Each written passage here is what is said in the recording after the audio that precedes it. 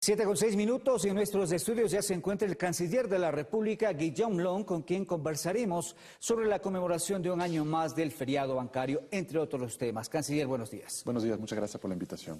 A propósito de que en esta fecha que se celebra también el Día Internacional de la Mujer, en la historia ecuatoriana se decretó el feriado bancario. ¿Usted personalmente qué recuerda?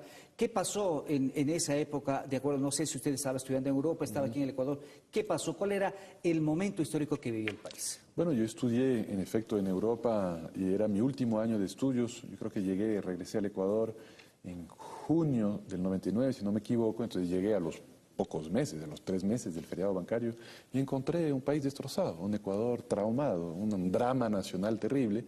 Fue un año de gran crisis económica, de crecimiento, pero fue un año en donde los pobres se volvieron más pobres, más vulnerables, no podían sacar su platita del cajero, no podían cubrir los gastos de salud, incluso de operaciones de emergencias, no podían pagar la educación de sus hijos. Realmente creo que es el año cuando el Ecuador topó fondo, ¿no? Hoy son los 18 años de este triste acontecimiento. Creo que es importante hacer memoria. Los pueblos que tienen memoria, los pueblos que conocen su historia, son pueblos libres, son pueblos emancipados, son pueblos que no vuelven a cometer los mismos errores del pasado. Creo que es importante cultivar esa memoria del feriado bancario. Y por supuesto un feriado que tuvo consecuencias dramáticas en lo que nosotros lo vemos a diario desde la Cancillería, que hoy se llama el Ministerio de Relaciones Exteriores y Movilidad Humana, el Ministerio de los Migrantes. Bueno, lo vemos a diario. Voy a menudo a visitar nuestros migrantes en Europa, en Estados Unidos. ¿Qué dicen? Eso justamente quería preguntarle. ¿Qué dicen aquellas personas que, obligados por las circunstancias, tuvieron que salir a Estados Unidos, Europa, en fin? Usted acompaña al presidente en varios desplazamientos. ¿Qué dice la gente? ¿Qué es lo que reclama? No sé, ¿qué es lo que recuerda? ¿Qué es lo que pide? Bueno, recuerdan que se quedaron sin acceso a sus pocos ahorros, que el país estaba en una situación calamitosa, estaba expulsando gente. Y bueno, salieron a buscar alguna oportunidad en países muy lejanos que no conocían. Obviamente, situaciones muy dramáticas, la separación de familias, tuvieron que dejar muchas veces sus hijos atrás. Y las consecuencias también en el país, ¿no? Consecuencias psicológicas para los hijos, para las familias.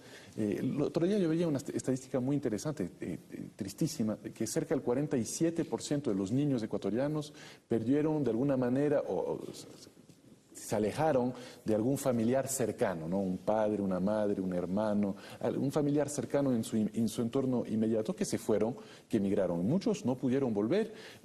Hasta ahora hay migrantes que sí logran volver cada 2, 3 años y que ven además los grandes avances de su país y que lo celebran y que realmente se enorgullecen de lo que ha pasado en estos últimos años. Pero hay migrantes que no han vuelto en 20 años porque realmente no les alcanza. Ahora, para mí la mayor ironía es esa, ¿no? Son migrantes que expulsados del país, expulsados de la pobreza y que sin embargo siguieron enviando remesas, sin embargo siguieron poniéndose el país al hombro, ¿no? A veces el tiempo nos queda corto, quiero avanzar en otros temas. Por ejemplo, usted ha señalado en varios espacios que el feriado bancario constituyó para los ecuatorianos una doble estafa. ¿Por qué?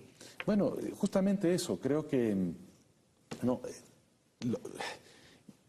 pobres que incluso tuvieron que vender sus certificados de depósitos con 40 o 50% de descuento, ¿no? A la mitad del valor, para que, bueno, los bancos le dieron un certificado por un monto, pero muchas veces lo vendieron al 50% de su valor. Necesitaban liquidez rápido. El mismo banco luego, bueno, eso se ha hablado mucho en estos días, ¿no? Lo revendió al Estado, a la CFN, al 100% de su valor, una estafa terrible. Entonces es una estafa al Estado, es una estafa a los ciudadanos.